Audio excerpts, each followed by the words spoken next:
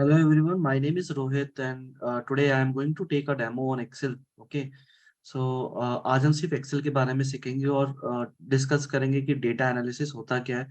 ठीक है. सो आपको पता होगा कि डेटा एनालिस्ट की रिक्वायरमेंट मार्केट में काफी ज्यादा है आज के टाइम पे. ठीक है. क्यों? क्योंकि फॉर एग्जांपल अगर आप फॉर एग्जांपल डेटा एनालिस्ट के लिए जॉब सर्च कर रहे हो, ठीक है, तो आप किसी भी कंपनी किसी भी डिपार्टमेंट में जा सकते हो. ठीक है. किसी भी कंपनी किसी भी डिपार्टमेंट में जा सकते हो. क्यों? क्योंकि हर कंपनी में डेटा है, हर डिपार्टमेंट में डेटा है. अगर फॉर एग्जांपल मैं फाइनेंस में होता, ठीक है, अगर मैं फाइनेंस में होता तो हर कंपनी में एक फाइनेंस का डिपार्टमेंट होता. मेरी जॉब उस डिपार्टमेंट तक लिमिटेड होती. मींस मार्केट में उससे रिलेटेड जॉब्स काफी कम है. ठीक है, लिमिटेड है. मैं ये नहीं कहूंगा कम है, लिमिटेड है. बट अगर आप डेटा एनालिस्ट की जॉब देखोगे तो मेरे को हर डिपार्टमेंट में रिक्वायरमेंट है. चाहे आप सेल्स में चले जाओ, फाइनेंस में चले जाओ, आईटी में चले जाओ, मार्केटिंग में चले जाओ, एडमिन में चले जाओ, हर कंपनी हर डिपार्टमेंट में डेटा एनालिस्ट की रिक्वायरमेंट है. और क्यों? क्योंकि वहां पे डेटा है. तो जहां पे डेटा है वहां पे आपकी रिक्वायरमेंट है. तो जॉब्स काफी है मार्केट में. तो आज हम सिर्फ एक्सेल के बारे में सीखेंगे क्या. ये एक डेमो क्लास है जिससे आपको पता चलेगा कि हम क्या कंटेंट कवर करने वाले एक्सेल में. ठीक है. और एक्सेल का कंटेंट क्या है, पढ़ाने का तरीका क्या है, उसके बारे में ही हम बात करेंगे आज से. ठीक है. So I am just opening an Excel. I believe Excel का बेसिक नॉलेज तो सबको होगा कि ओपन कैसे करते हैं. ठीक है. बट हम बेसिक से बिल्कुल स्टार्ट करेंगे. It will be from basic till advance. ये स्टार्ट होगा बेसिक से, एंड होगा एडवांस में. एडवांस का मतलब हो गया इंडस्ट्री में कैसे काम करते हैं वो आप सीखोगे यहाँ पे. ठीक है. इंडस्ट्री में काम कैसे करना है वो आप सीखोगे.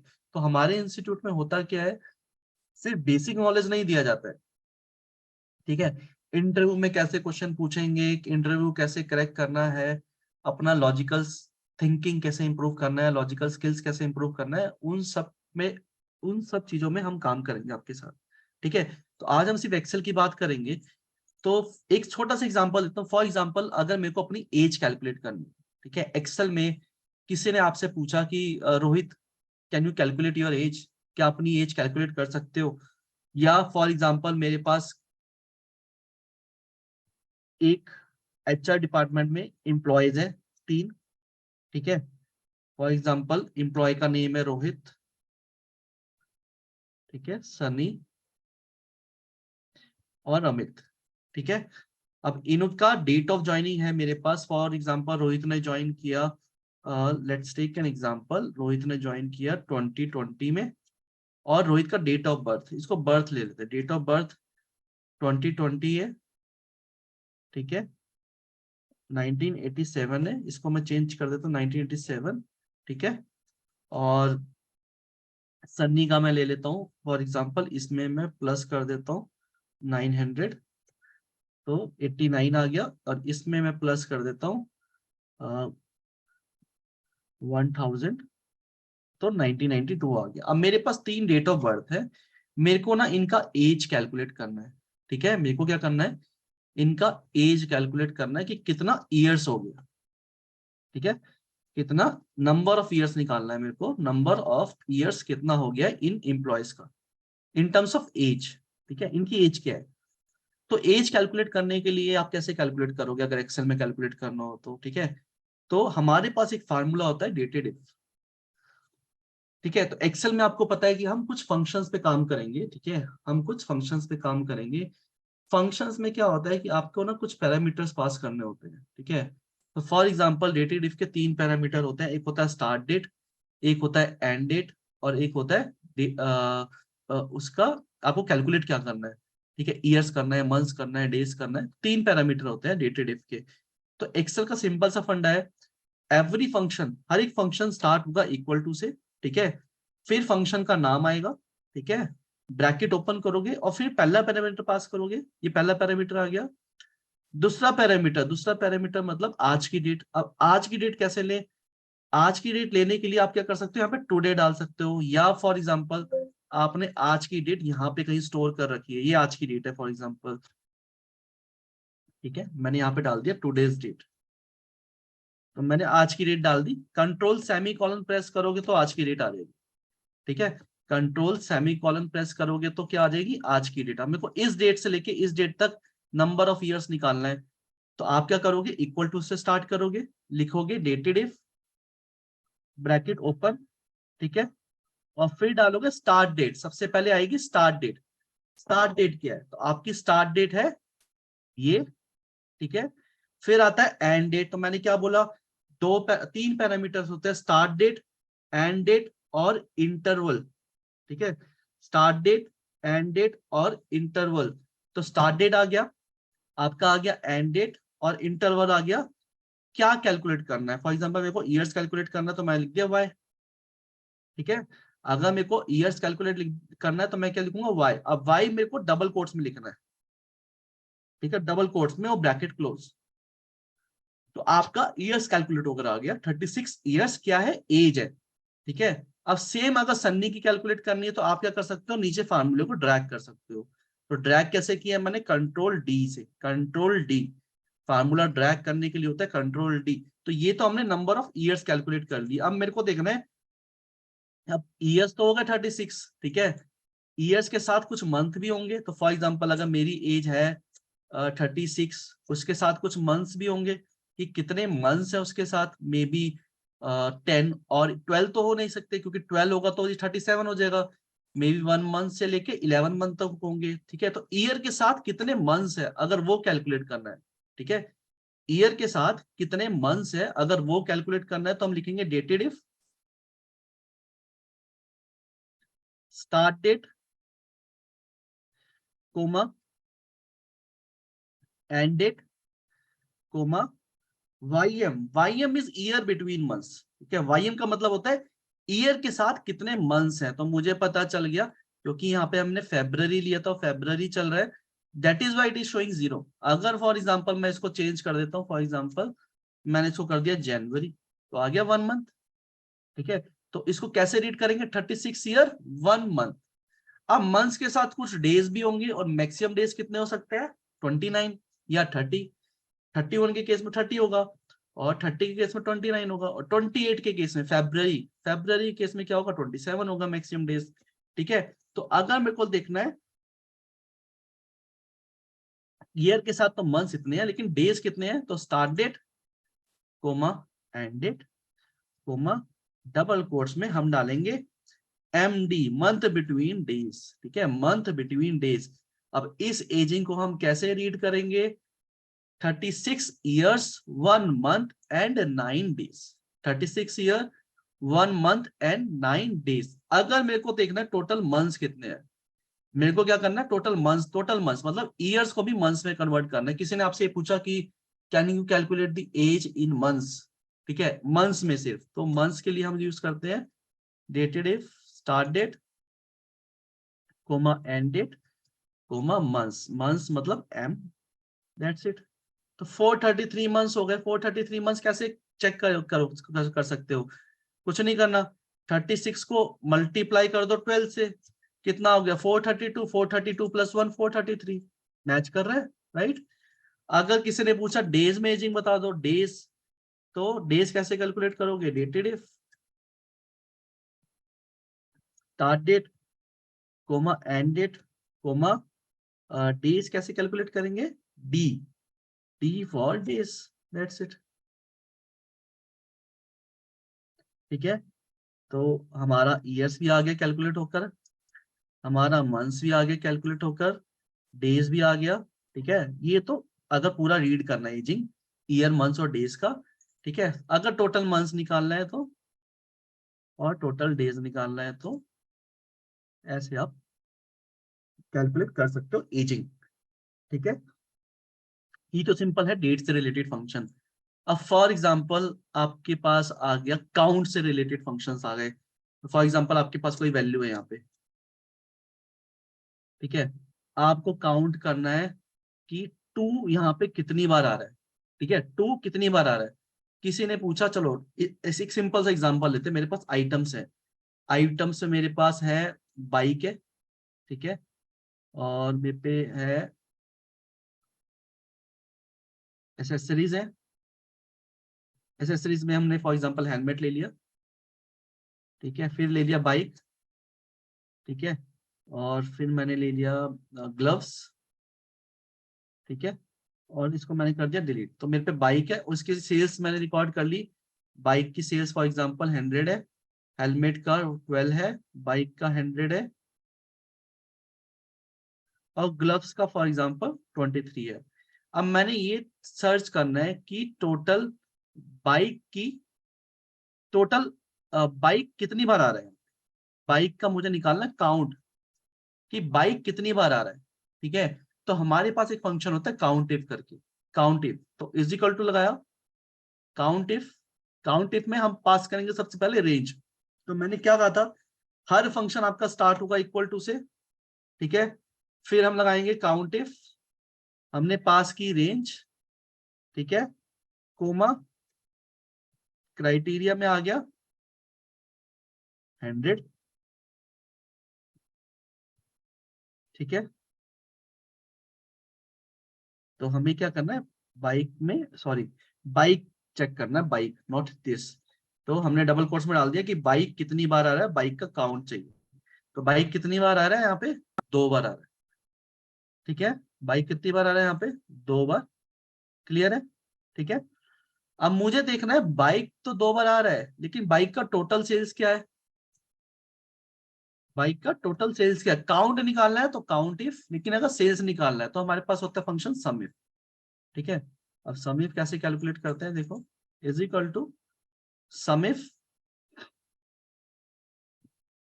सबसे पहले आता है रेंज,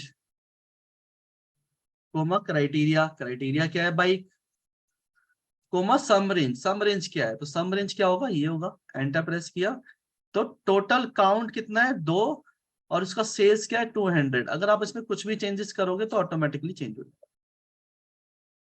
ठीक है, तो ये तो हो गया बेसिक एक्सेल। ठीक है, this is just like a demo, इसको डेमो की तरह लो कि हाँ, हम कैसे फंक्शन सीखने वाले हैं, बेसिक एक्सेल क्या होता है, एडवांस एक्सेल क्या होता है। ठीक है, तो अब मैं थोड़ा एडवांस के बारे में बात करूंगा। अभी तक हमने देखा कि हाँ, बेसिक में हम एज कैसे निकाल सकते हैं, काउंट कैसे निकाल सकते हैं, सम कैसे निकाल सकते हैं।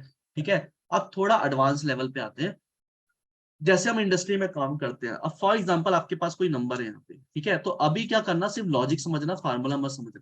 ठीक है, अभी तक मैंने फार्मूले समझाया आपको। ठीक है, वो समझ आ गए हो या ना आ गए हो, वो ठीक है, आपको क्लास में तो समझ आएगा ही आएगा। ठीक है, अब मेरे पास कुछ नंबर्स है, मुझे क्या करना है, इनका करना है सम।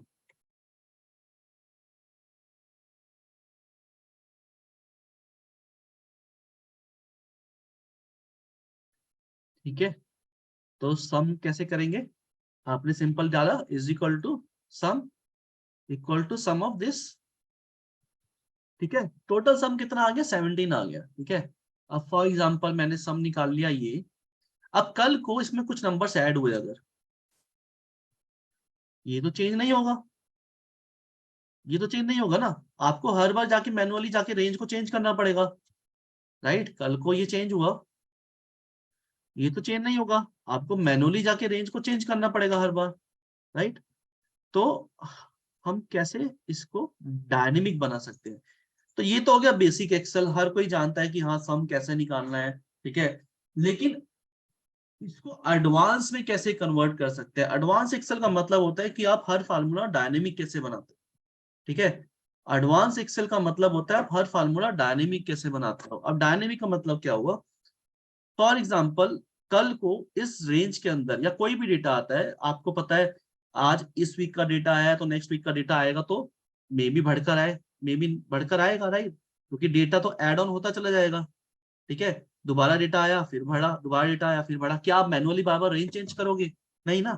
तो आपको अपने फंक्शन को इस तरीके से लिखना है कि वो ऑटोमेटिकली उस रेंज को पिक कर ले। ठीक है, आपको अपने फंक्शन को इस तरीके से लिखना है कि वो ऑटोमेटिकली उस रेंज को पिक कर ले। ठीक है, तो उसके लिए हम क्या करेंगे, सिंपल सा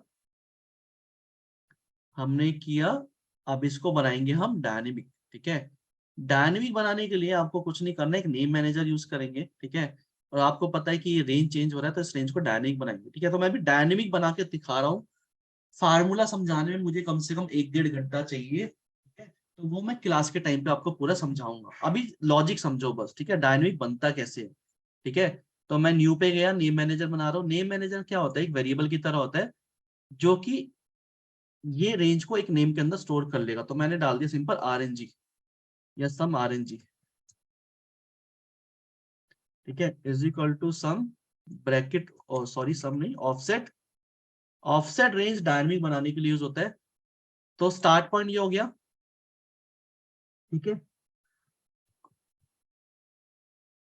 फार्मूला मत समझना अभी, बस लॉजिक समझना, ठीक है, कि क्या क्या पॉसिबिलिटीज है।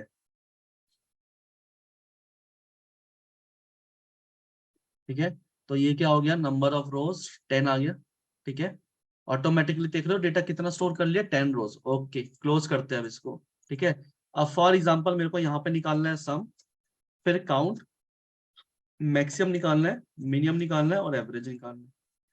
अगर मैं कहूं आप अपने तरीके से ये सब आउटपुट निकालो, तो आप क्या करोगे, इज इक्वल टू लिखोगे सम, फिर लिखोगे काउंट और रेंज पास करोगे, फिर लिखोगे मैक्स और रेंज पास करोगे, फिर लिखोगे मिन और रेंज पास करोगे और लिखोगे एवरेज। ठीक है, ये तो आपने अपने तरीके से कर लिया। अब कल को इसमें कोई भी नंबर ऐड होगा तो ये आउटपुट चेंज नहीं होगा, क्यों, क्योंकि इसने डेटा कहां तक लिया, सिर्फ 10 रो तक लिया है। अब मैं अपने तरीके से लिखता हूँ, ठीक है, मैंने लिखा सम, और मैं उस नेम मैनेजर को यूज कर रहा हूँ जो मैंने नेम मैनेजर डिक्लेयर किया है। ठीक है, तो जो डिक्लेयर किया था वो है सम रेंज, तो is equal to sum range, enter, is equal to count sum range, ठीक है, is equal to max sum range, ठीक है, इज इक्वल टू मिन सम रेंज, ठीक है, इज इक्वल टू एवरेज। अब मैं क्या कर रहा हूँ, उस नेम मैनेजर को यूज कर रहा हूँ, ठीक है, सम रेंज। अब मेरे को देखो बाबा जाके अपना रेंज सेलेक्ट नहीं करना पड़ रहा, तो मेरा टाइम ऑटोमेटिकली बच रहा है। ठीक है, एंटर प्रेस किया तो ये मेरे पास आउटपुट आ गए। अब कल को यहाँ पे कुछ भी चेंज हो रहा है, फॉर एग्जाम्पल मैं चेंज कर रहा हूँ टू 100, तो ऑटोमेटिकली देख रहे हो आउटपुट चेंज हो रहा है, ये आउटपुट चेंज नहीं हो रहा है, this is not changing, right, but ये चेंज हो रहा है। ठीक है, इसको मैं थोड़ा बोल्ड कर देता हूँ, देखो मैंने डाला 0, हो रहा है चेंज, हो रहा है ना चेंज, देखो। ठीक है, this is what is dynamic excel, advance excel, dynamic formulas. ठीक है, this is what is basic excel, static formulas. ठीक है, सो ये आ गया आपका बेसिक में जो कि हम पढ़ेंगे, ये आ गया आपका एडवांस में जो कि हम पढ़ेंगे। So this is the difference between the basic Excel and advance Excel. हर चीज को, हर फंक्शन को डायनेमिक कैसे बनाना है वो एडवांस एक्सेल है, और यही हम सीखेंगे क्लास में। ठीक है, बीइंग अ प्रोफेशनल, मुझे अराउंड 13 ईयर्स हो गया इंडस्ट्री में। ठीक है, तो हम इस तरीके से ही काम करते हैं।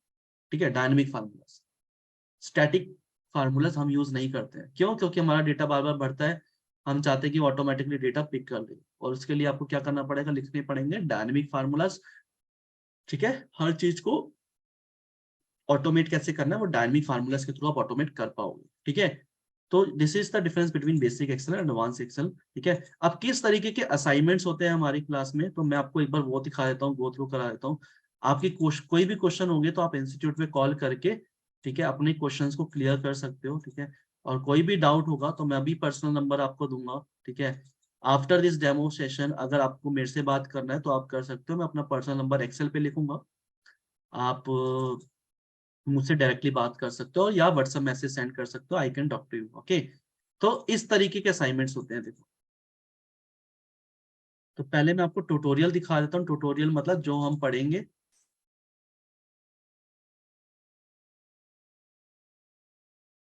ये देखो, इस तरह के ट्यूटोरियल होते हैं। फॉर एग्जांपल हमने पढ़ा एज कैलकुलेशन, जो भी मैंने बताया था आपको, सब कुछ यहाँ पे लिखा होगा, सारे एग्जांपल्स यहाँ पे आपको ट्रेनर देंगे।